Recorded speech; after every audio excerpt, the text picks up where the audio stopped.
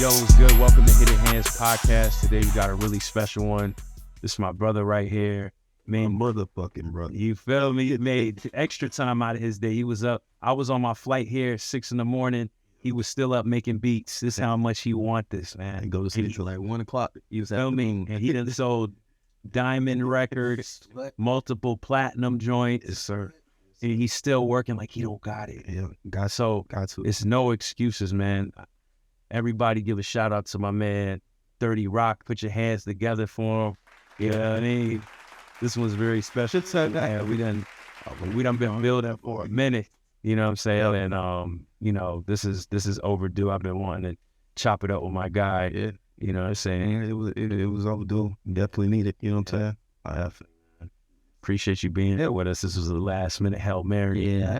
Man, I said that's the. I'm with it. But listen, man, I really appreciate it. And, you know, I really want you to start off really just kind of giving, I know you probably done this a couple of times, but just really kind of give like your entry point into the game, like how you got started and you know, to where you're at now.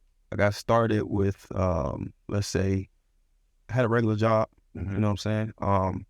Working like a regular Joe. I was working at like a accounting firm type of thing, but we was paying like bills and stuff like that. But I was always like in the studio every day. Well, matter of fact, let's go back. We're taking all Like high school. Like I'm coming out of high school and I'm like, man, damn, you know, I lost my scholarship. I'm like, what am I gonna do? You know what I'm saying? Moms want me to go to school. What you got a scholarship for, if you don't mind me? Well, you know, I was in the band, so Okay, so I was paying for that band scholarship. You know what I'm saying? Because I was like, okay, you know, my mom's really ain't got to pay for nothing because we ain't have it. You know what I'm saying? But coming out of high school, you know, my mom and dad, they from the island, so you know, automatically island parents think that you're supposed to have a job or you go to school to go do trade or some crap like that. And I wasn't with none of that. But coming out of high school, basically wasn't able to go to college because of me and my band director had gotten to it. He put a cannon on me. Slick. He pulled one on me. He was like, get out of my classroom, and that was the last day I seen him. But after that, you know, I graduated and was like, what am I gonna do?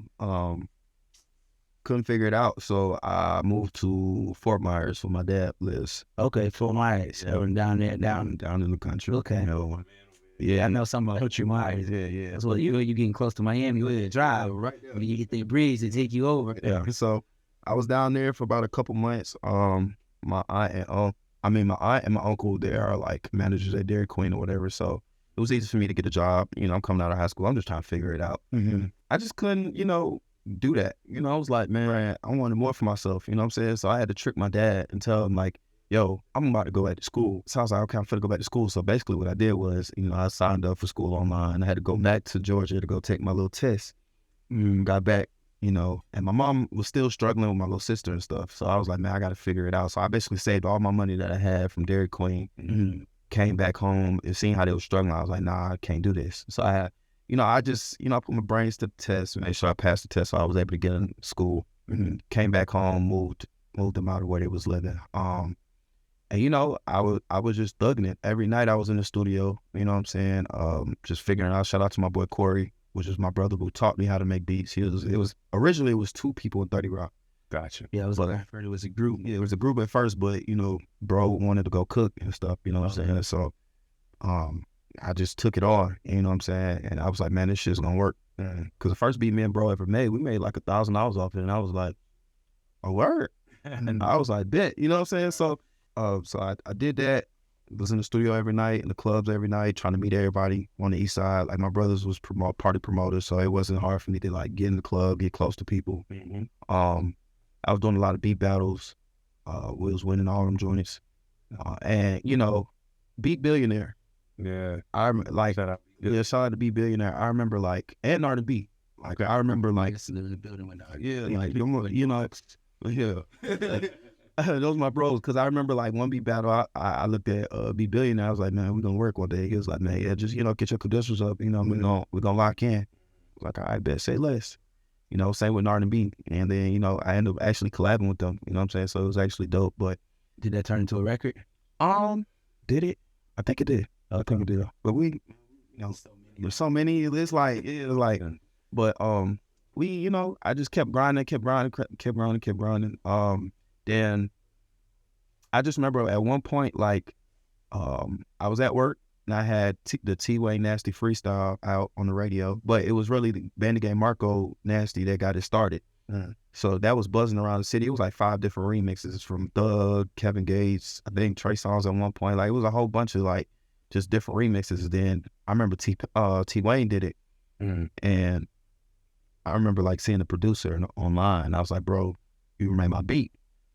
And I was like, I don't think you should do that. And he's like, why? And I was like, bro, like, how you gonna just like remake my whole beat, nigga, and not like, and still, like not credit them nigga or nothing. So, I didn't say nothing. I just let it come out. And then, it ended up blowing up.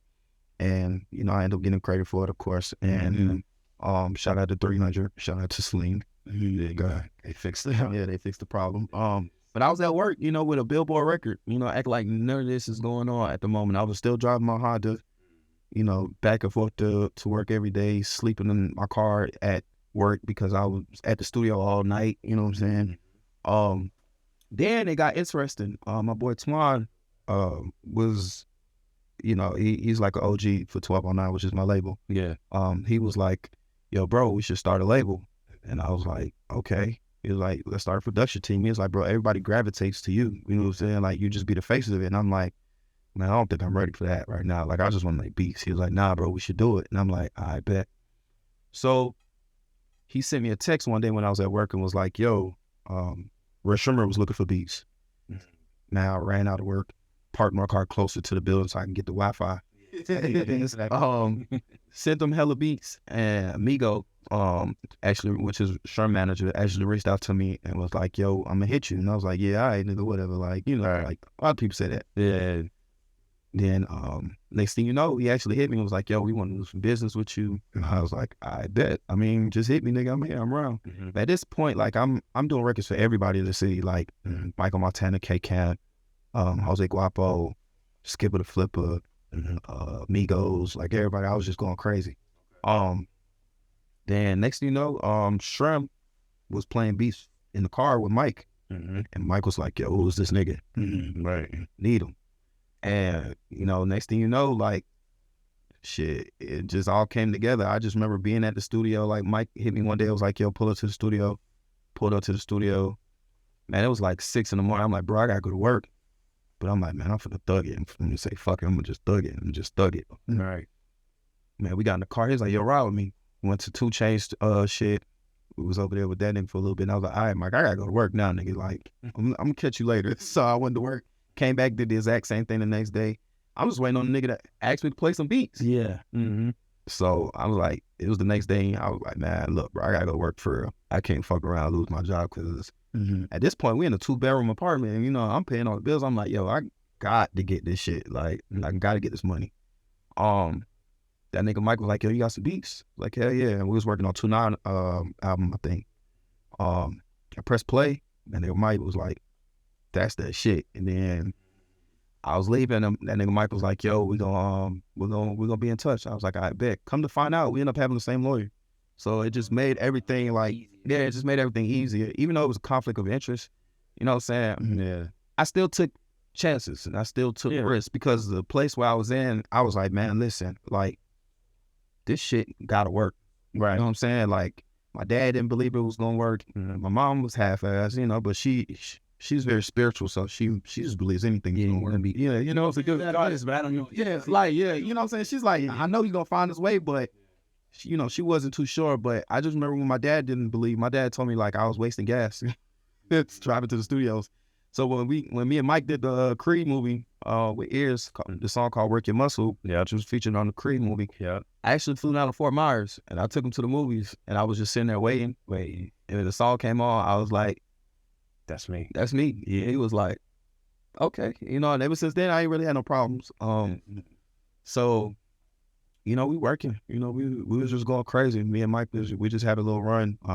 And what year was that when y'all first got together? Man, that was like, I want to say like 14, 15. Okay. Yeah, that was interesting. Yeah, it was.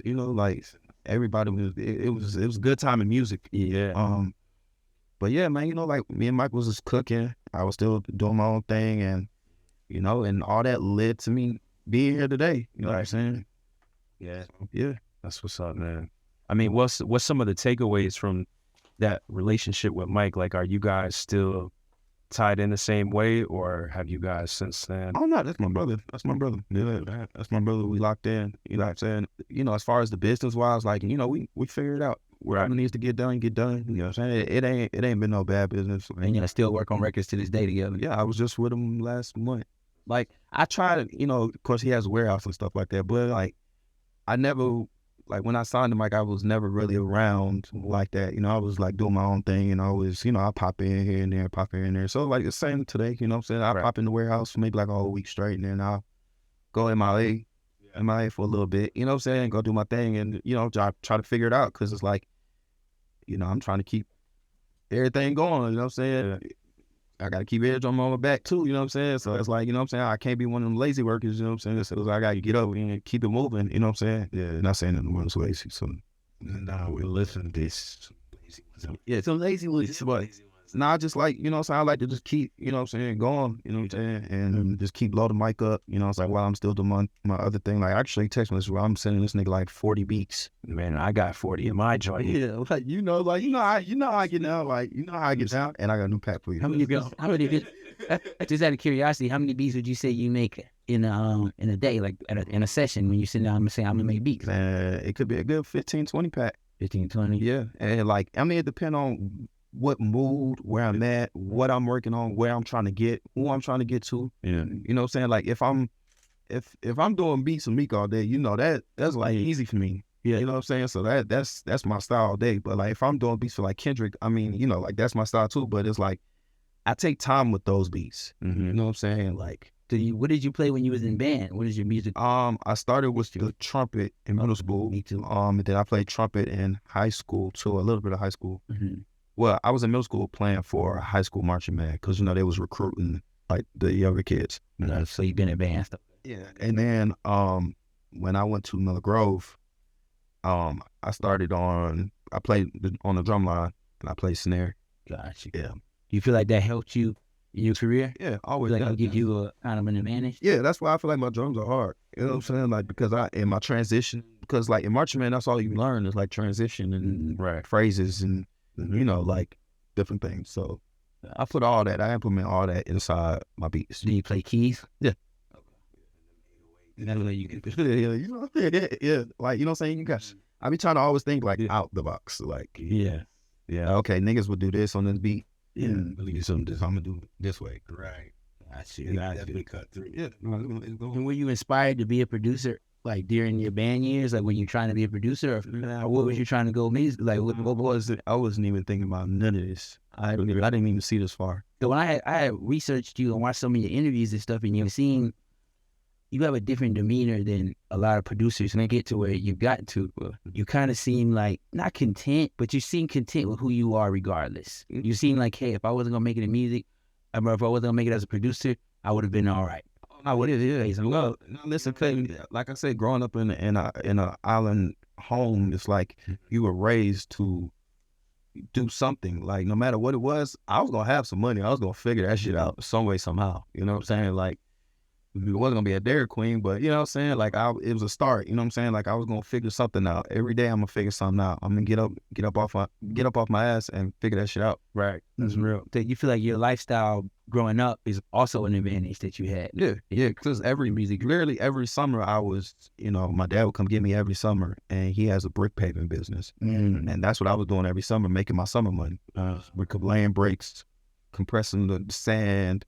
You know what I'm saying? Like, So in a sense, you wasn't. I'm gonna see your story. We got so many similarities. Like you say, you had to trick your dad into you going to school. I had to trick my pops into him signing the papers for me to get a student loan and stuff for school. You know what I'm saying? Stuff. listen, And then when you said your pops have bricklaying stuff, it's like that mindset of the way that that work happens. It's harder for older cats to grasp the way that this happened. Yeah. They want you to have something to fall back on. You know, so That's definitely like my dad now. He wants me to, you know, always have something to fall back on. It's just that, like me, what now you're Yeah, but you know, like even still up to this day, It's like you still there. Like he you there. Like he just always wants to have. He just always wants me to have a the plan B. box. I mean, we got. I mean, but you know, he just always wants me to have a plan B, and you know what I'm saying. So like my plan B is like, you know, I just think about what's other things I want to do. But you still entertain the plan B. You ain't told them that. Yo, I Plan B is over with. Yeah, no, I like seen a lot of different, man. Like, No, I like to because at the end of the day, like I have a mom, I have a sister. You know what I'm saying? Like eventually I'm gonna have kids. You know what I'm saying? Like I gotta make sure that like all that's set and straight. You know what I'm saying? Like, cause man, how hard I had it. Yeah, I don't want nobody to have it like this. Like I'm talking about cooking hot dogs on a fireplace. You know what I'm saying? Right. It was no heat. We had to go get the damn, you know, the little straws from outside Man, listen. and put them on the fireplace. You know what I'm saying? Yeah, nigga, like it was that hard. You know what I'm saying? Like going to school and nobody really knew like what was really going on because my mom made it look good. She's gonna always make it look good. You know what I'm saying? But and my dad gonna make it look good too. Well, my dad was straight, but Yeah. he would help. Don't get it fucked up. He would definitely help. But it was like when I was with my mom, it was hard as shit. You know what I'm saying? So like today is like I'm gonna have plan B, C, D, E, F, G. That's really like always. Respect that. yeah. I respect it because it's like you got the work ethic. Yeah. Whereas though your plan A is intact. Like Mhm. you're not gonna let nobody take your position. Oh, Like the way you were up this morning, I was inspired on the plane. I'm like, no, I'm gonna come with my A game. And it's saying it's crazy. I'm just getting back in that vibe because like I ain't gonna say I took a break, but like I sat back for a little bit. You know what I'm saying? Because I was going so crazy. I never really had time to really just sit back and just, damn, okay, I got all of this. You know what I'm saying? All this came with it. Like, what do? Like, I haven't took a real vacation.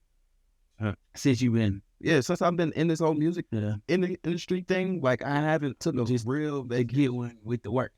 Yeah, like I might go You to, gotta go somewhere. yeah, I'll take my laptop with me. Like I might go to Vegas, like quick. yeah, like I'll go to Vegas and, you know, fuck some money up, gamble, you know what I'm saying, do some shopping and stuff. But I haven't been to like the DR or something and just really sat down and just embraced on. Yeah, like I haven't done that. Got to, bro. You got That's why you where you at.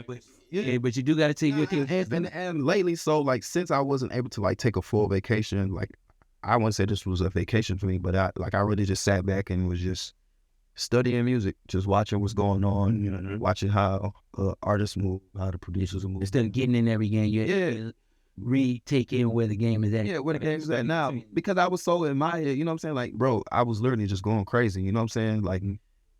Like that shit just made me antisocial. Because I was just like, just focused on my shit only. Like I wasn't seeing what the game was doing, how it's moving, what's going on right now. So yeah. Are you naturally antisocial? Because I've seen in some of your interviews, you said you don't like people was a phrase you used a lot. I would say I was very outside while I was going crazy, but when COVID came around, that's what really made me antisocial. Mm-hmm. Like when I knew that shit, I was making like $1 million in the crib. Like, yeah, you like, why do I need to do it? Why do I need to go be in a nigga face? Like, why I gotta go play nice? Like, you know what I'm saying? Like, I'm in my comfort. yeah, you know, I'm in my comfort zone. I come downstairs, my road, make beats. You know what I'm saying? I go the Xbox right there. I can play the Xbox all day, come back. Like, nigga, I'm making all this from there. So what hit you and changed that mindset? To beat these niggas at their own game. Hungry.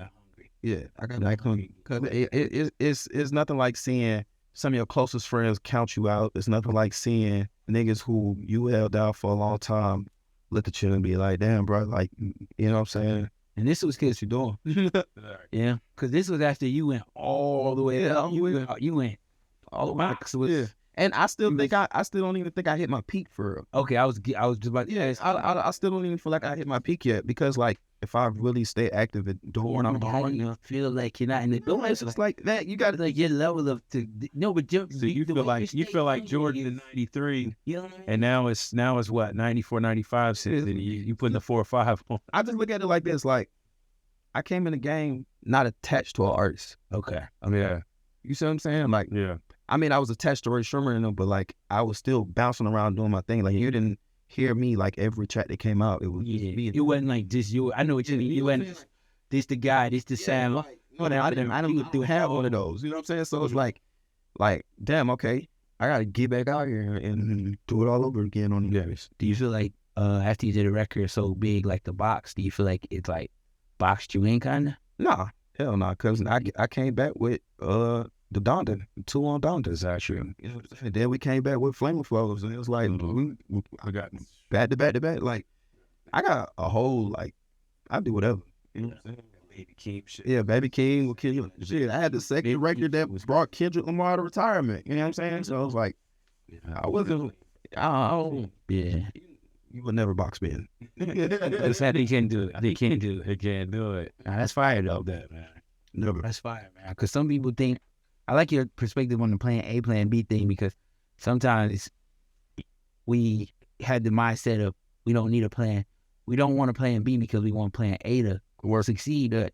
There's a sense of, well, that could kind of be insecurity within yourself is the reason why you're doing that. You know what I mean? It's like the person who's, oh, I'm just going to jump out there and try it. It's because they're kind of nervous about how it's going to go. So I just got to push myself to that. Yeah. But you seem like you pretty much knew, like, I'm going to always have a plan A, B, C, D, but I knew I got that shit. You know what I'm saying? Like, You gonna go hard. I'm going to go hard every single time. You just put me in front of the nigga or you give me the opportunity and chance, I'm going to do what I gotta do. I feel like, man, I'm not gonna lie, that perspective, and because the way that I was driving kind of myself and my energy was around that, not having a plan B, C, whatever. And I feel like I gave so much to A that now in retrospect, I'm like, damn, if I would have did this, right, did it out a little looked bit. up a little bit. Yeah, because you just got your head down work. Oh man, my head. So it's now, and then it's like, you look up, you like, I could have But see, over here. and you to be an engineer though, you're in an amazing place because you around all types of shit. You know what I'm saying? Like, nigga, you might fall into some Adele shit. You know what I'm saying? Like, you just in there. Yeah. So it's like that's the perfect position to be in. But the thing is just, it's really about the person. Like, I know what I'm gonna do with this. You know what I'm saying? With the platform and how I'm gonna swing it, you know, and do my thing. But a lot of people will have that, and I see people where it's like, I'll be trying to coach them and everything, give them some energy, and they just can't. Man, They can't break out. You know what I mean? That means like this ain't for them. Right. Yeah, that's what I'm saying. Like, you gotta be in the music industry, you gotta be able to turn it on, turn it off. Like, turn it on, turn it off. When it's time to speak to people, Right. when it's time to the studios, like, man, like, I'll wake up and be like, I don't feel like doing shit today. Yeah. I don't feel like talking to nobody. I don't feel like doing nothing. Yeah. But But you can get it done. but when I get there, Yeah. be like, hey, how you doing? Yeah, what's going on? What you need me to do? I bet. And that's a lot. And I'm glad you touched on that, because I have a problem with that. Like with people who have to wait on the inspiration, the same exact inspiration every time. You know what I'm saying? No. Because it's not might not come like that, and then you still have to deliver. You know what I mean? Like, I'll go back to my sports analogy. It's the same it's the same thing, man. It's like you don't play that game that day, you still gotta play the game. It's contract, obligate. You know what I mean? You need to get in there. This is a real life job. Really, yeah. And a lot of people don't understand that. Like, music is a real life job. Like, this is a job. Like, back then I was having fun, and then now I'm realizing, like, oh shit, this is a job, my nigga. Like, yeah, I gotta get up every day and Exactly. do something different. Do something to make this shit work. You know what I'm saying? So many people want to be in this position, bro. You know what I'm saying? You know, you can't get in the door. Because I be looking at it like, man, these guys be, oh man, I wasn't inspired, or I lost inspiration on that. I be like, yo. And I got a phrase, I always say, like, inspiration is like money. You know what I mean? It's like it comes and goes. But if you do the right thing with it while you have it, you could change the life of yourself and others around you. And the crazy thing is, like, sometimes I do get in that mode where I be like, I'm not, inspired. Yeah. But when I look up and be like, I want this shit, I want this shit, I want this shit, I want this shit, and I gotta go to work. You can find it. Yeah, you know what I'm saying? I'm gonna find this person quick. Like, you gonna tell me twice, like, But it's sick because it's hidden hand. So Yeah. we try to give people things they can't see, or they might not be too visible. But that's part of you rebuilding your inspiration. Is the lookup. and the crazy thing is, Look up. the inspiration can just the inspiration could just be you playing around on your laptop. You know what I'm saying? And, like, that's what I do. Like, sometimes when I'm not there, I just get on the laptop and something that's gonna click my brain. For me, I had to find music that's gonna touch me again. Yeah. Like, because it'd be so much, like, we're in the era of so much music that is like But see, that's why what you love. That's why, like, when I leave the studios and stuff, like, when I come off of the studios, or sometimes going to the studios, I don't listen to rap music. Yeah, me either. Right. Like, I like to listen to, like, other genres to just clear my head. Like, Yeah. oh shit, I might sample this, or oh shit, Right. the vocals on this is so crazy. And I'm trying to recreate this, or like, you know what I'm saying, just get inspired. But What's like the most left thing you might have heard in the car that people would be like, damn, he listened to shit like that? nah, I mean, I listen to everything. I listen to like Tame Impala, like Okay. shit. I listen to reggae music. I listen to soca music. I listen to everything, rap, country. My mom be playing bluegrass. Okay. And I be like, yo, run that back. You know what I'm saying? Like, you know what I'm saying? Like, I take in everything because, you know, like I said, my dad was a DJ, so that's how I really. There you go. I feel like, shit, you could. You got all kind of hidden hands in your life, man. It's like your career to the next level. I didn't even know I could really DJ like that until like 3 years ago. And then like now, so like we doing college shows and stuff like that. So like, it's just Because you was probably using the same muscle. What you do, you use the same mental muscle for DJing and producing. That's why the producers become, because it really, if you DJ for real, it builds a taste, a certain taste. Yep. Right? Being a producer is a decision making and taste. Yeah. You know what I mean? So it's like when you put those things together, it's like, and that's what makes it so special, because you say you don't listen to rap all the time and shit, but it's like, the way I look at it is rap is in us. not definitely. Rap is Yeah, not definitely. so you need to fill your cup with other musical abilities and musical things and musical genres and stuff that you will be able to pull from and expand the rap genre in which you make. You know what I mean? Because Definitely. it's good to, you know what I mean? No, definitely. Hit those lines. Yeah. All right, so 30, this is the part of the show, you know, get some game for the people. We like Okay. to get our lawyer on the phone, That's hard. just kind of go over some hot topics, some things that can help our audience and people that's really trying to learn, that might be in the game or trying to get in the game. So I'm going to go ahead and call my man Jason. Yo, Welcome to the Hidden Hand Podcast. Once again, my guy. What's up? gentlemen, how are we today? Chilling, man. We got the legend 30 Rock. Yeah. What's going on, man? Hey, what's up, bro? How are you? I'm good, man. How you doing? I'm good. I think the first time we crossed paths was a Jaheim record.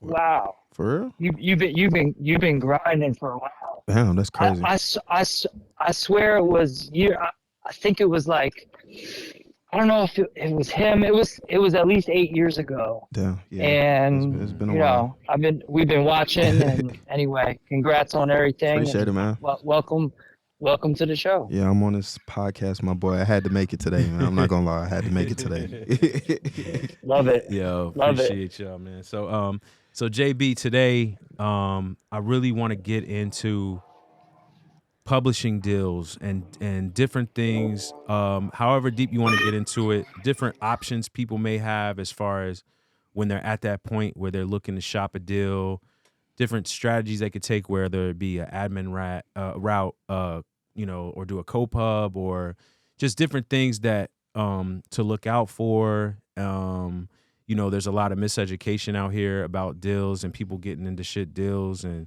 I feel like, you know, if you could give them some game, because it's not always a bad thing, man. Like, I feel like, you know, I've known, I mean, in our business together, we've changed kids' lives and have done a lot of amazing things, but, you know, you hear a lot of horror stories, so I wanted to get your take on it. Because when it comes to the publishing conversation, it always gets blurry for people. As far as like some people look like, keep all your publishing, don't do a publishing deal, or you did this with your publishing, and then you got stories where people never get their publishing back and stuff like that.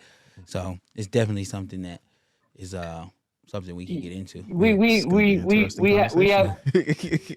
have a good 3, 4, maybe 5 hours to chat, right? You know, I was gonna say, it's kind of hard. It's kind of a hard synopsis. We got time. Listen. I teach a class at Drexel University, Music Publishing 101. There It's it 12 is. weeks. There it That's where you get all the deets. But let me try to summarize, or at least hit on. Give them the free Yeah. trial Some of the version. important Free points. trial. Yeah, you give know them what a I'm saying? demo. Give them Yeah, a give little them a demo. Cliff Notes. Yeah. Cliff Notes. Brief- right? a We all briefing. got through school on Cliff Notes, so Come on, man. let's do it. I think the biggest thing to talk about in this context is that every writer is unique.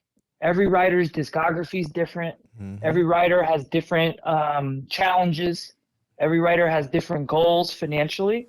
And a lot of what weighs into timing and amounts and things like that that plays a part. So I think it's tough to speak, and I think maybe perhaps when we hear industry talk and generalize things, and this is good, this is bad, I think that's a little naive, because at least the way I look at it, I try to focus on as many factors as is relevant in this writer's career to help them make that determination of whether a publishing relationship makes sense for them, and if so, what kind. And then you dig into the minutia. Right. How much money you want to take. If you can get a publisher to pay a higher advance, I've seen people take a lesser amount so they can work through the deals quicker. That's me. I think that if you want to break it down, there's a few options. I think the market today is helping widen those options from a non-traditional publishing perspective, but more of a financing perspective. People are buying income streams from publishing, and you can break that down to, as far down as just your writer's share for a period of time. Right. So you can do a pub deal without selling any copyrights, without even having an administrator nowadays collecting that stuff. But you can leverage those income streams or sell your copyrights to a broader extent, and kind of come up with the same kind of money if those budgetary issues and financing in the future is something that's either a goal or a concern. So if you want to take more of a traditional approach to it, looking at it, I think that there's really two bigger options that you hear a lot, where you have a co-publishing deal. In that instance, you're in effect, for at least a period of time, selling half of your copyrights as a songwriter to that publisher. That usually comes with a term of years, or the latter of a period of time until you're recouped that advance that you get. And you'll see traditionally those kinds of agreements come with larger advances because of that transfer of ownership. If you look at the other side of the coin, you have an administration agreement. That's still a publishing agreement or a pub deal, but you're not selling your copyrights. You're in effect lending the rights that come with copyright ownership to that publisher for a certain period of time. And it's usually, you got to look at the scope of it. So is it the compositions you wrote before the term? Is it only the compositions you wrote during the term? Are there any post-term collection periods where they can continue to collect even after the term's done? All that comes into play in both agreements, frankly. But the administration agreement, people find a little more flexible because you're not giving up that copyright. So for the long-term play versus short-term play, again, I think every writer is unique and comes with different circumstances, and really should examine those with their team to determine when and if the time's right. But traditionally, the administration agreement allows a writer to accumulate copyrights and build their discography, and that's more of a long-term play to build value, so that when and if they decide to do a co-publishing deal, the dollar amounts are much higher. And it's very similar to what's now you see in the media and in our industry, and is a huge market in catalog sales, right? When you sell your catalog, that's also a publishing deal. And typically in those scenarios, you're selling 100% for the highest dollar amount in the scope of these kinds of transactions. Right. And So somebody with foresight, and somebody who's not necessarily, let's say someone who's financially okay and is really kind of saving their copyrights for as like a 401k plan, if you will, keep accumulating them. Make sure somebody has, you have an administrator or somebody's collecting the income that's generated from those copyrights, but ultimately you hold on to those copyrights for 10, 15 years. You do your sale, and that's kind of looked at as your retirement plan. Right. And when they sell Trav, their, do you have a question? yeah, Go when they ahead. sell their catalog, most of these guys are getting it back eventually, correct? Not in those sales. It's typically perpetuity deals. Right. In co-publishing deals, here's what I'm seeing, at least now. The majors, I'm always able to get a reversion, because the long-term play for a major label is not ownership and sale, it's revenue, right? And they're publicly traded companies, and they have shareholders and boards of directors, and they have to file annual reports every year showing, hopefully the increases in that revenue. They're interested in market share because there's only 3 and subsidiaries underneath of those. So they're interested in how much of a particular song, an album, an artist that they control versus the other 2 publishers. That's also a priority. But on the contrary, I find it difficult, and there's reluctancy met when you try to get a reversion from a more boutique publisher, because their long-term goals as a publisher are different than the long-term goals of a major. They want to accumulate copyrights. They want to do their job as a publisher for, as long as they want to continue that. But ultimately, those companies will want to sell those catalogs for a cash out at some point. You know what I mean? Yeah. And these catalogs, So, when they do the catalog sales, it comes in as a like when they're giving up the rights, they're selling them at a multiplier, right? Typically. oh, of course. And it's a multiplier of typically the annual income. So they'll want to look at historical data. The people that dig in on the numbers on these are really smart in terms of forecasting trends. So a record comes out 3 years ago, they got to kind of forecast what that record's going to do for the next 25, 30 years in a sale like that. Right. And that's tough because there's so many factors that you don't know now that can control at least a little bit of part of that. Maybe 10 years from now, a record that was, performed kind of okay gets sampled, and that sample record, the new record, is humongous. That's going to breathe a lot of life and a lot of income in the record that was cut 10 years ago and was sampled in the new track. Exactly. So there's so many factors that play that out, but there's also ways that guys like myself protect against doing a deal for a price and having that price be dramatically off when you take a look back. It's called after some period of time. And then you there's a mechanism to settle up. So if I sell my catalog for $100 million and I build in a look back provision after 5 years, 10 years, and 15, they'll kind of settle up what the income was earned over those periods of time. And it's not going to, if it's off a few $1,000, probably won't qualify for the condition as these provisions are drafted. But, if it's off 50, 100, 200 or more, then there's a mechanism for the publisher to kind of settle up and pay that writer a bit more to kind of keep the deal even and fair as it progresses in the term of years. You know what I mean? Right.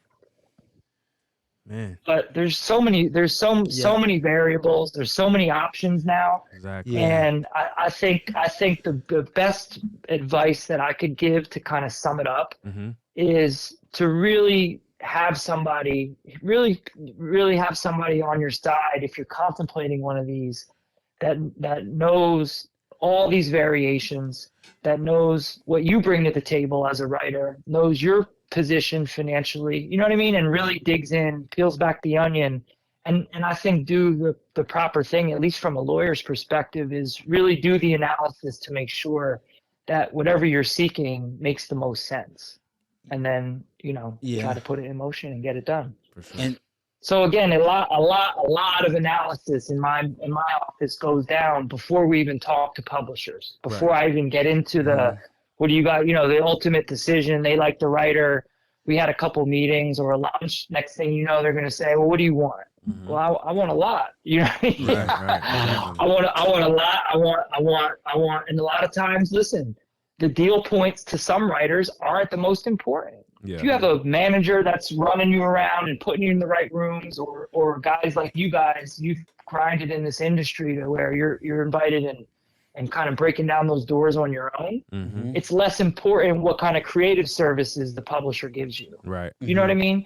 But if it's a new writer who maybe got the attention of a publisher because he caught a hot record and it may be his first and he's without management, listen, it may make more sense to do that deal for the non-financial benefits, for the creative benefits, to broaden your network, to be in writing sessions with other writers signed to the publisher, to work with, have the publisher work with the record labels to get you in sessions with their artists. Like, that may be a bigger benefit to some writers than whatever cash is going to be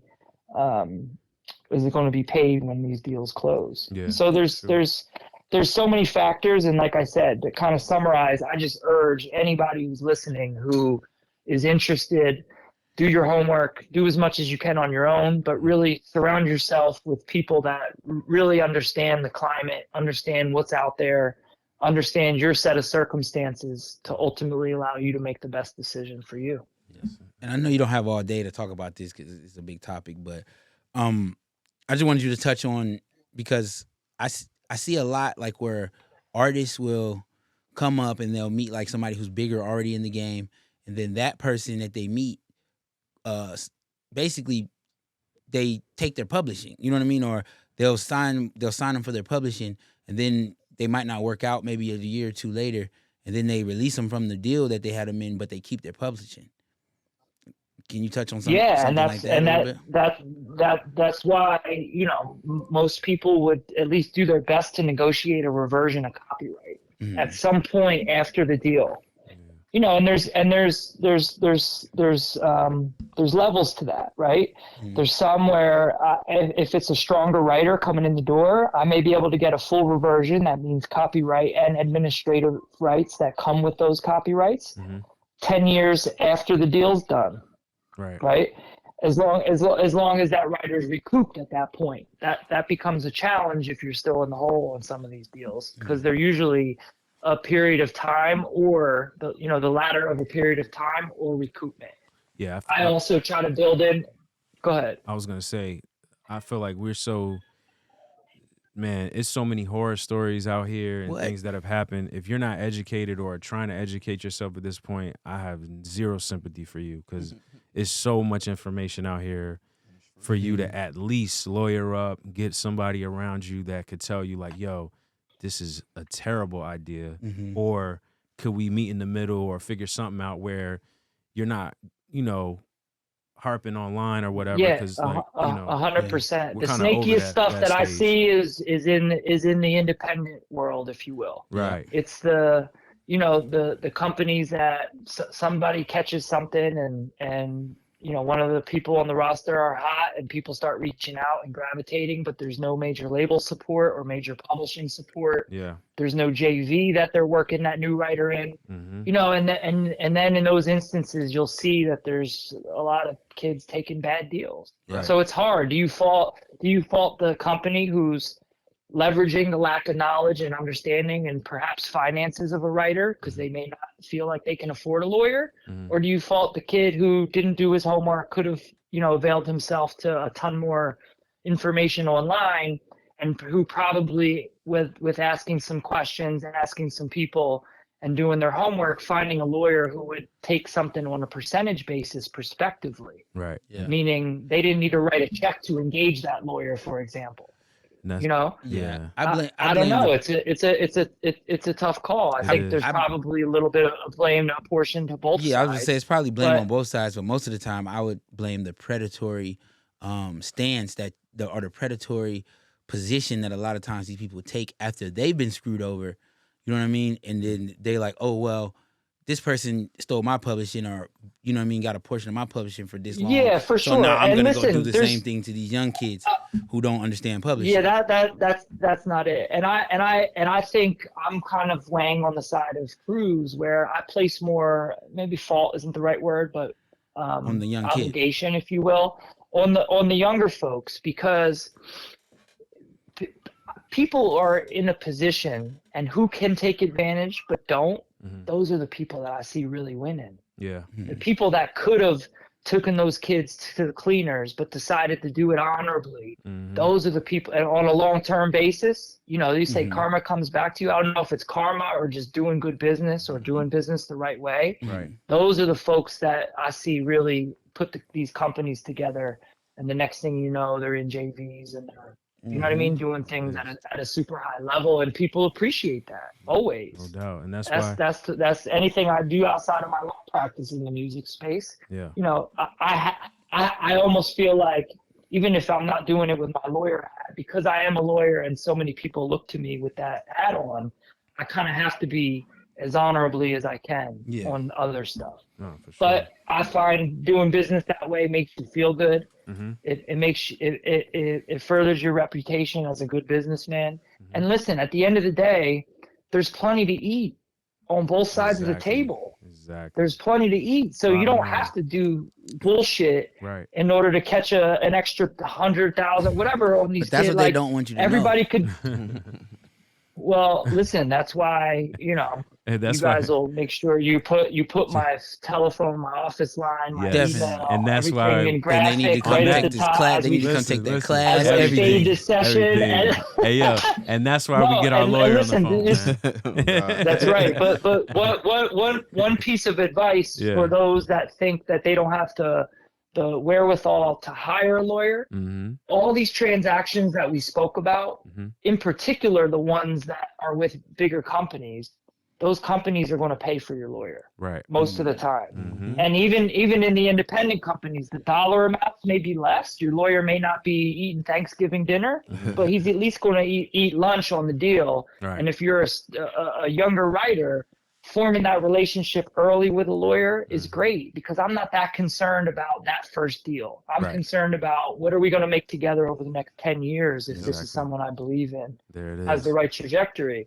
So where there's a will, there's a way. And I absolutely urge everybody, before you do anything with your copyrights, consult somebody who's knowledgeable in the business.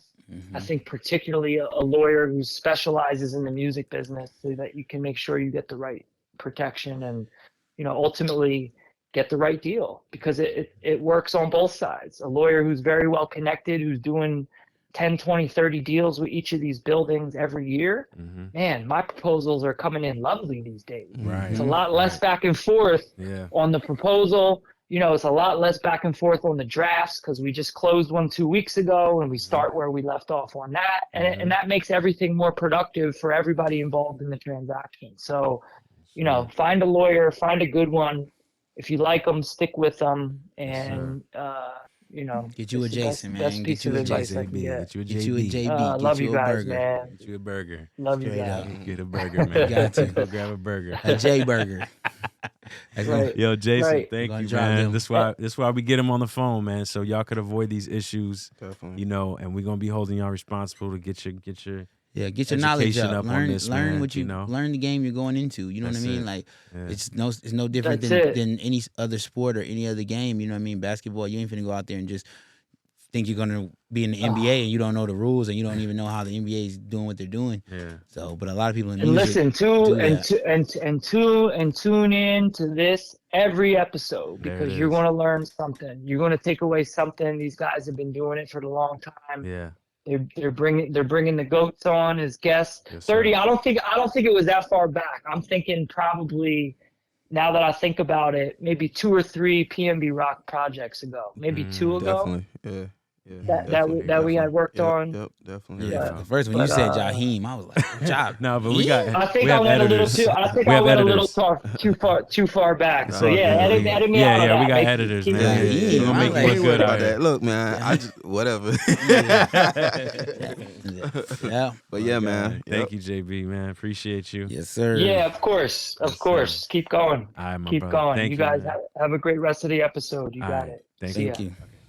All right, so we went over, like your upbringing Yeah. with your family and Yeah. how they kept you grounded and some of the things that you went through with what I feel like a lot of us relate, and like some of the clash with family when you're going into such a abstract, what's to them is like an abstract dream, and some of the things you've learned coming up with the DJing and everything else. But like what's something you could tell us where it's like your rock bottom moment, where you're like, man, like, I don't know if it was like that breaking point where you were like, you damn near wanted to give up, or you were like, I don't know if this is going to work out. Like, what's that? I had a that couple moment. I had a couple of them. Yeah. I would say that. Well, this one definitely led me to like just sit back and just. It put me in a little depression. I ain't gonna lie, because being like, I want to say like 7, 8 times Grammy nominated. Like, Yeah. That one year that we had the box and we was going up, and I was like, oh yeah, this gonna be my motherfucking year. I'm finna get the cup. Mm-hmm. You know what I'm saying? Like, Right. and then we lost, and I was like, Yeah. that definitely put me in a funk. But shit, I mean, I got a couple of them, like to the point where I just remember being flat out broke. You know what I'm saying? Right. And spending my last on Black and Miles. Because I was stressed the fuck out. Smoking that stress away. I was stressed the fuck out. Not but even weed. Nah. Because I don't really smoke weed like that. Gotcha. Unless I'm in LA. Yeah. Or unless the weed comes strictly from LA. But I don't be smoking niggas weed. You know, get all that. But nah, man, like, I just remember times where it was like, bro, I had to take money out of my 401k to like pay bills. You know what I'm saying? Like, I'm like, bro, this shit gonna have to work. Yeah.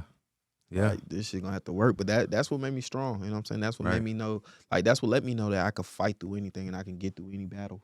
You know what I'm Right. saying? Yeah. Mm-hmm. I'm with you. Yeah. Like, I had a couple little rock bottom moments. But Yeah. a couple. Man, listen, man, I've been there, man. I done drained my 401k about this shit. Yeah. And, Yeah. you know, I'm like, this gotta work. Yeah, 'cause, it like, got to. You know, Y'all niggas have 401ks? On God. oh, I was in that corporate hustle. Yeah, I was in that I'm corporate definitely hustle. corporate I ain't mode, never nigga. had no 401k. Yeah, I was in corporate I feel hustle, y'all. bro. I was in slacks every day at work, but Yeah. on God. Yeah. Yeah, no, I Got was you. in there. I was stacking it Damn. up a little bit. It wasn't nothing crazy. We say 401k like it was Yeah, retirement like, money. yeah, but It was a couple sound- thousand A couple in thousand. there. When you look Yeah. up, you like, damn, nigga, I've been working this long, and it's Yeah. only a couple thousand in Yeah. there. Oh, that's Sounds crazy. good. Yeah. That's crazy. It sound good though. Yeah, it sounds good. It sounds great. When you say When you say the- 401k, it It's like, sounds okay, good. Oh, nah, nah, that you nigga sound know like what Wolf he of Wall talking about. Street. Yeah, it's like, oh shit, y'all had a 401k. Yeah, nah, don't get into all that. Nah, it wasn't like it was just enough to do what we needed to do, and we took a sacrifice. God. You know what I Got mean? you. So- I never had a corporate job before. I mean, I never really had a job except for like the high school jobs, like Wendy's, Well, and you Kroger and stuff you like got it that. good then, brother. Nah, But he yeah, did. as soon as He I, did his um, thing. He did his As soon as I thing. went to school then I worked with my pops. Mhm. But then as soon as I went to school for recording engineering, I pretty much was blessed enough to hit the ground running. You know what I mean? See? My first Nah. entry gigs paid, so that was good. That was So, definitely clutch, and that was you're Definitely. blessed. Nah, yeah, for he sure. was blessed. This Chat GPT shit, man. This AI shit is taking over. Yeah. mhm. And you know, I went to Chat GPT. I said, man, give me some questions for 30 Rock. Oh shit. And I want to The read one. fuck is this I shit want to gonna read one ask? that's gonna throw a lot of us off if you know the game and you Yeah. study credits. Can you walk us through the production on one of your most successful tracks, such as "Savage" by Megan Thee Stallion? I ain't do Savage. Exactly. Exactly. What the fuck? Is up with this You AI got shit? to be careful out here. Yeah, they be Yeah. trying to act like the AI shit just the most. Yeah, no, I'm sitting here like, what But the it's like- fuck? it was all- I Yo. thought you was gonna say 21 Savage. I was about to say, okay. No, yeah, no. It I was about got to say, damn, that bitch Nah. smart. But Now, then, on the flip side. Mhm. It got some fire questions. It says, "What advice would you give up and coming producers looking to make a name for themselves in the industry?" That's a pretty. that's a good question. You I know can what I'm answer saying? that one. Mind your motherfucking business. Stay out the way. Do what you want to do. Create the music that you want to create. Create your own wave. And don't let nobody tell you what your shit should sound like. Mhm. I remember I had a couple friends. Mhm. Well, one friend. Mhm. I had one friend. Mhm. Told me my shit, wasn't gonna be shit because it wasn't mixed. And it was like, Mm. okay. This nigga a mixing Where genius is or he something? now? Yeah, Where is he now? because it ain't mixed. Yeah, Huh? like- Yeah, that's crazy. Like to he was say. he was very he puff. yeah, like that nigga, bro. I mean, all throughout like life, he always used to act like that. And like I would hate, like, I just wish we can like mend it today. Like Yeah. just get it all out the way so we can just make music. But Did he like- like make music too though? yeah. So that's He was the- popping big shit on niggas when And we now was in you high ain't- school. that was 'Cause he it, now you ain't mending He was one of the shit. first niggas out of high school to like really Yeah, have some shit going. have some shit going, like some real shit going. Yeah. But like it's like, okay, where did it go? Yeah, Where's he at now? What's He he said, trying where to did do? he go? Where are you now? Yeah. yeah. Damn, homie. Well, it definitely ain't gonna mend it now. Yeah, nah, we But- gonna mend it.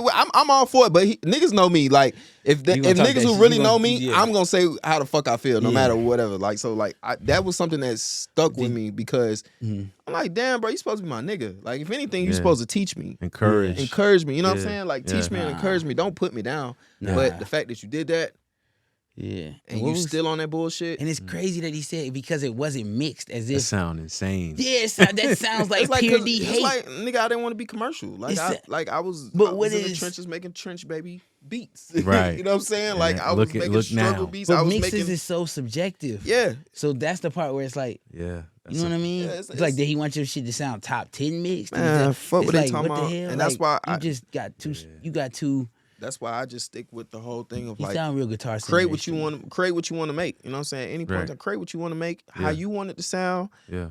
do it. You know what I'm saying? Unless it's a nigga like you who's like with the artist and it's like, yo, Mm-hmm. just Mhm. you know, turn the melody down or whatever the case may be. But that's it's you're shooting for a that's all. certain Yeah, you shoot objective. for a It's all certain collaborative. It's Yeah. all subjective. Like, but like you know. when you in the crib, just man, create, bro. Yeah. You know what I'm saying? Just Using your taste Yeah. will get you the where you want to be. it will get you the praise. Yeah. Exactly. If you like whack music, you probably gonna make whack music. Oh It's God. okay. Right. Yeah. Right. There's nothing wrong with that. You just want to make whack music. No, it's cool. Yeah, You it's can do cool. that. Yeah, you can do that. 'Cause Definitely. that's the shit you like. Yeah. So you should do it. But nah, I agree. create what you want to create. Stay out the way. Mm-hmm. Stay in your own lane. And just be yourself, man. Yeah. You know, learn yourself. Right. And be the best version of you every day. We want to take you through the ringer of just quick 5 questions, right? Come on. 1 minute apiece. Mm-hmm. Just random questions. We're just gonna be rapid fire with Oh it. shit. The first one, piggybacking off of this AI shit, they saying it's the end of producers. Mm-mm. 1 minute, give your rundown why you feel how you feel about I mean, that. you know, they say COVID was gonna be a big thing. Mhm. Yeah. You know what I'm saying? Like yeah. the world always comes with these new things, but it's like you really can't take the person that's actually doing the job away. Like it's just not possible. Human intuition. Yeah, it's like that's not possible. HI. Yeah, like it's cool. You just like how the bitch got the whole question wrong. Mhm. You know what I'm saying? Like something's gonna tweak out. You know what I'm saying? And the world will never put AI in charge of anything because you gotta think about it. Like something's gonna tweak out. Mm. And it might fuck up their money. I mean, America's already in debt, but it might fuck up something big. Like, Mhm. just Yeah. imagine a AI flying a plane. Man, You see what I'm saying? Like that, like. They I not don't think already we far know. away. I don't But you think know we what I'm far saying? away. Like we ain't too far away, I was but gonna say, nah, I don't I'm think not we getting on far that away. fucking plane. So I'm definitely not getting on that plane. fuck y'all. real. But I'm I'm just doing saying, Delta. like Delta it's like no way possible. might already got AI Yeah, you flying will be planes. surprised. They got the OGs on that Yeah.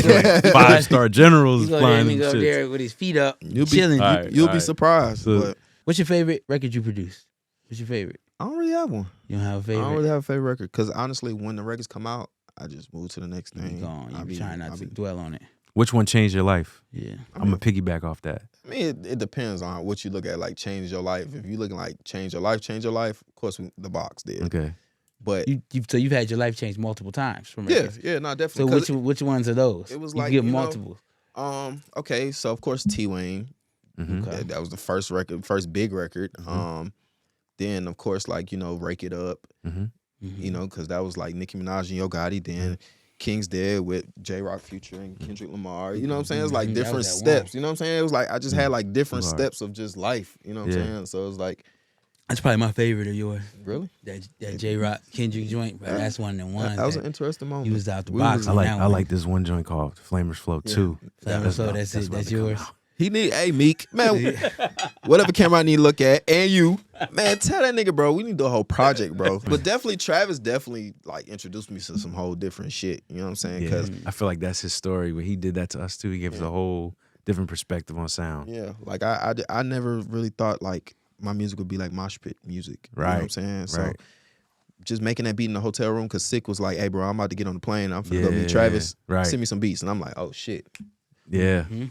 And Listen. then send it to him. And the next thing you know, like, he's like, yo, Trav, want you here right now. Oh, Yeah, shit, yeah, I yeah.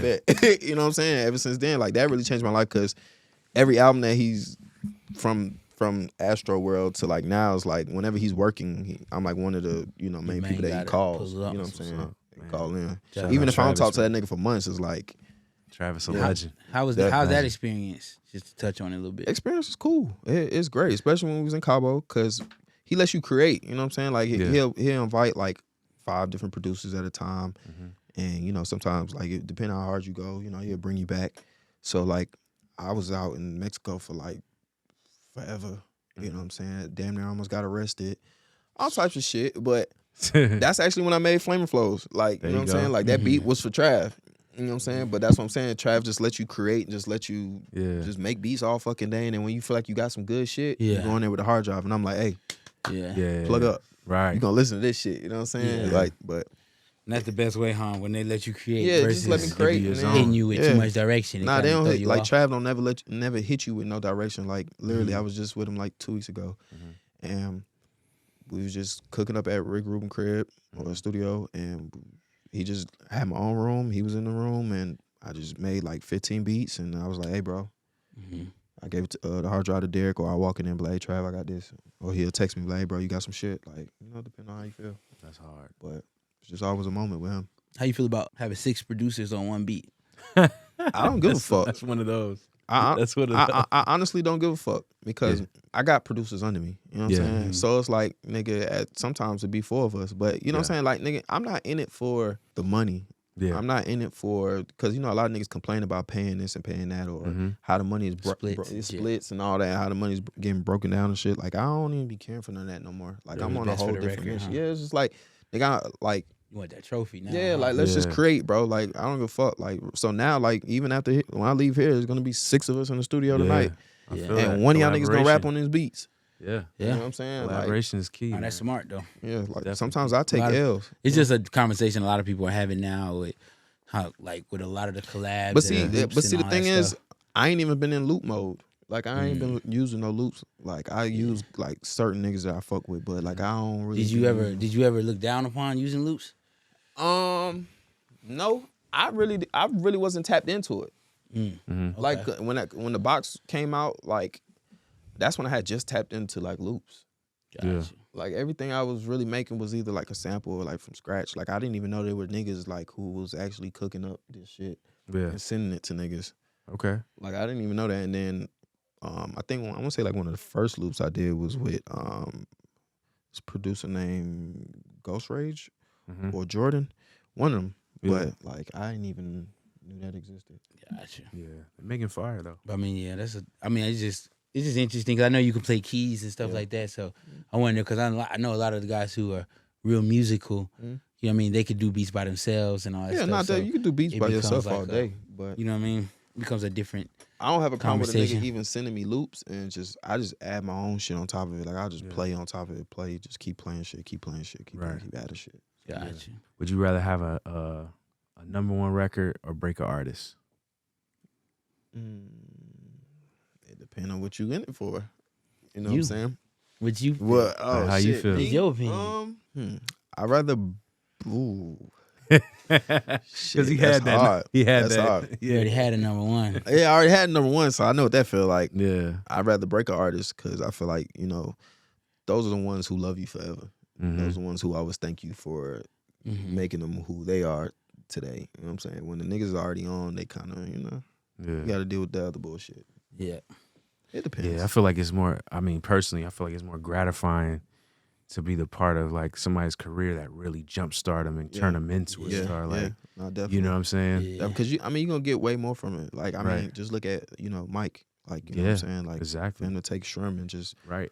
throw him up there. Fact. You know what I'm It saying? even it's the same from an engineer standpoint. Like when I had first started working with Rod, like he was right there. Yeah. Yeah. And then taking it over there, we go into the label. Like when we first started working, we go into the labels. They treat me like Then he blew. Hey Travis, man, with the magic vocals. Yeah. Hey Travis, I told him Oh, suck my, that told him industry suck shit. my What dick. you want? I was Industry like, shit. suck my dick. man, I want that Industry paper, man. This is what I need. This album. What we doing? Yeah, yeah. But, See it but it opens up that door to talk like Not that. definitely. You know what I mean? Not definitely. But that's why I just I don't know. I think that's why I am the way I am today. Because of that industry shit. That shit. Yeah. That shit different. That shit right there. Yeah, I hate that industry shit. They fuck with you when they want to fuck with you, or they fuck with you when you got something hot. Like, Yeah. When your birthday is? October 28th. Okay, so you're a Libra, yeah. Scorpio.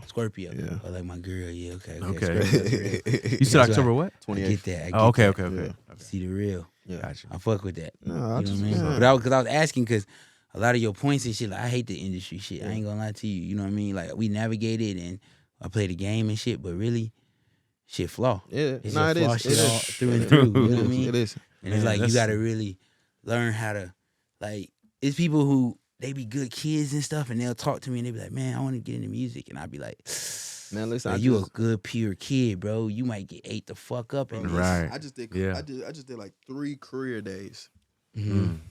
and like every kid that said they wanted to do music, I said, bro, find something else to do.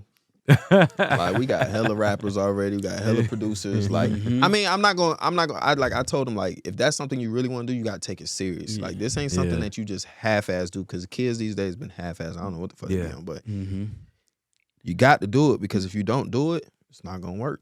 Yeah, you got to go all in and build if you thick really skin from the built jump. for this, Yeah. me telling you this ain't gonna stop you. Yeah. Right. But Yeah. the ones that I'm telling this Yeah. to and they stop, Then you needed to hear this because you was gonna He get over wasn't ready. there Yeah, he wasn't ready. and you was gonna go I crying home to I mommy. tell them all the time, like, bro, this shit gonna eat you up and chew you out. Like, and if you ain't built for it, don't even try it. Don't even. You gotta know how to navigate. Yeah. You got to because the fake shit gonna come. It's so vicious. Because it's such a user, and it's a catch-22 because you want to be used in the music industry. You want to be useful to somebody, but to just be used and thrown away, like you said, somebody in R&B, it's crazy because you keep saying people that interjected in my career, like you mentioned T-Wayne. T-Wayne used to record in my studio. I had like around that time he used to come into town, and really Jay Nix over the radio had put him over there with me and shit. But in R&B, Nar used to live in my building, and he told me straight up, he said, man, the one thing you gotta remember in Atlanta is these niggas is gonna use you up. As soon as they jump on your sound, as soon as they see people fucking with your wave, they gonna eat you up, and it's gonna be, and then they gonna wear you out, and then you gonna be standing there looking around, and when nobody gonna want it no more, they gonna move on to the next nigga. And that's why I'm always in the crib. Yeah. That's why I don't go to studios like that. Yeah. I don't be outside like that. Yeah. I don't like to be accessible. Like, Yeah. if you fuck with me, you really know how to really get to you know me. how to get to Trust me. me. Like I know. like We had to have a whole other room to the side. Oh God, like text me, hey bro, what's going on? I good. Yeah. I bet I'm pulling up. Like man, I don't be outside like that. I don't send beats out like that. I send beats to certain niggas. Like a lot of A&Rs will ask me for beats for like new artists and stuff like that. I barely send them because it's like I'm on a whole different wave. Y'all niggas really ain't gonna understand what the fuck I'm really making right now. Yeah, and I'm not gonna dumb myself down to make what's going on right now. So I'm just gonna stay in my little I'm just gonna stay in my little circle for now until, you know. You got an artist you're trying to break? Yeah. Or like Oh, me? right now? Yeah. Okay, I got like 4 of them. Yeah. So That's the vibe. That's what you know, I'm I'm on. getting That's the shit next together. step, man. Yeah. Yeah. I'm feel trying. I'm still looking for that one. I got 1, 2 that I really like. But I'm still looking for that one that's like Right. that's like life changing. You know Definitely. what I'm saying? Like, you know, some whole different way. Yeah. Like, what's some of your goals you still got left in this? I don't know, because every day I wake up, I'm like, I'm gonna retire. Oh God. He done hit it out the park so crazy. I'm just like, bro, I'm done. But now my goals for real is to get all my producers up through there. I think it's dope when you break producers. Yeah. Because there's a lot of producers who's not breaking producers, who got producers signed to them. You know what I'm saying? Like, my goals is to break all my producers, make sure my artists get up through there. And just, you know, I'm just trying to, this year I'm living. I mean, not just this year, but like every year after this, I'm living. Like, I'm learning how to enjoy this shit, have fun with it. And Because on average, how many days would you spend in the studio usually? man, every day. Every single day? I have a studio downstairs in the crib, so Yeah. I don't go nowhere. Everybody be thinking I be at a studio, but nah, I be got at the home. clouds. Yeah, I be at home. You know what I'm saying? Look like a It look like I'm thunderstorm. somewhere. One of them rooms, I know what you Yeah, mean. so it look like I'm somewhere, but I really be Yeah. at home. But I just be at the crib, man. Like every day. If I'm not at the crib, like, you know, I come out to like different studio sessions and different studios and work. But I got my certain particular studios that I be at. Gotcha. I'm kind of curious, bro. Like, what's the longest this is going to be random. This is just all the way left field. What's the longest you ever waited for a check? Oh man, this is get my lawyer on the phone. Yeah, and shit. it honestly, it depends though, because like 2019 or 2020, one of them years, I was making too much money, so I didn't sign off on things. So They was just sitting on purpose. was so that- neglected. yeah, Gotcha. for next year, you know, you can have problems like that, or you could just have problems because you your manager just ain't doing what he's supposed to do. But I never really had a problem with just like really. You ain't never had to wait like 3-4 years to get paid for like something. I purposely didn't. You know, if I didn't receive money, it was because I purposely didn't do what I was supposed to do. Yeah, It's on your side. yeah. Like, Got you. yeah, I never. That's how really you know. had a problem. With the look. That's how, ladies and gentlemen. That's how you know he stays there. You know what I mean? Because them labels ain't playing with him. Basically, is what he said. You know, like They're not playing with me because they need something next. Yeah, like so I coming. definitely That's get my the money. reality. Like I would definitely get my money. It's just that Yeah, like, I me just be sometimes I don't know. I think I'm very financially stable. So like that's another thing. It's like I don't really be. You don't do too You don't be much. tripping. I don't really be tripping. I feel it. up, But I'm gonna get my money eventually. You know what I'm saying? Gotta get the But- money. Gotta get to it. Gotcha. That's how we survive in this. But shit, that's why man. you need good managers, and that's why you Right. need good lawyers. Did you ever Yeah. wild out when you got a big check, like your first big check? Did you blow it? Did Hell you fuck yeah, it up? man. Let me tell you about that. That was a good time in life. Man, listen. All right, so T Wayne going crazy. Mm-hmm. And, you know, the original version was going crazy too. Bandit Marco shit was going crazy too. So Mm-hmm. man, my lawyer kept calling me every day, like, yo, I got 10,000 here. Yo, next week, yo, 15 just hit. Yo, 20 on my desk. Yo, like, you know, I'm just Yeah, come going get your crazy. money. So I was like, I bet. Man, listen, bro. I'm all in the pool in Florida. Lawyer like, hey, bro, another check. I'm like, oh, yeah. I'm like, I bet. Man, I went to the bank, took out hella money. I just went shopping. Like, don't ask me where none of that clothes is today. Don't ask me where none of that shit is today. I can't tell you, but Just reckless shopping. just reckless shopping, man. Like, just buying hella drawers just cause, just buying hella shoes just cause. I didn't really buy jewelry. Everything was excessive. Yeah, but see, the good thing is I didn't really buy jewelry then.